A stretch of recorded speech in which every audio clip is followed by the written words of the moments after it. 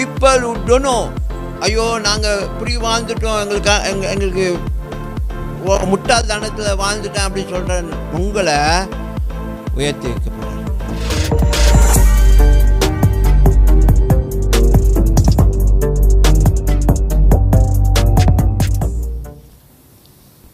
அங்கே தான் ஆண்டவர் பேதைகளை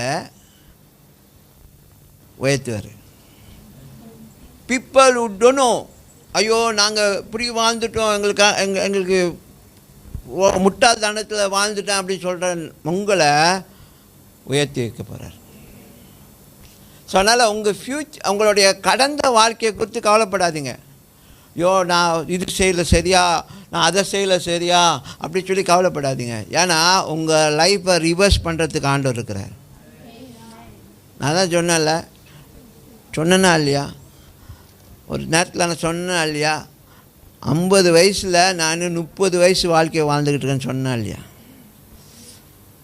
அந்த மாதிரி ஆண்டவர் உங்கள் வாழ்க்கையை ரிவர்ஸ் பண்ணுவார். நீங்கள் நம்பணும். இல்லை வயசாச்சு காடு அழைக்குது, வீடு போன்னு துரத்துது அப்படின்னு சொல்லி பேசிக்கிட்டு இருந்தீங்கன்னா அந்த கதை தான்.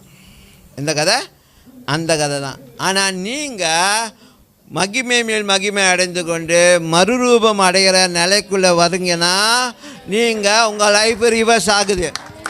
ஹல்லேலூயா. உங்கள் லைஃப் ரிவர்ஸ் ஆகுது. ஹல்லேலூயா. அப்படிப்பட்ட சமுதாயம் கிறிஸ்துவின் சமுதாயம். ஆமென். ஆமென்.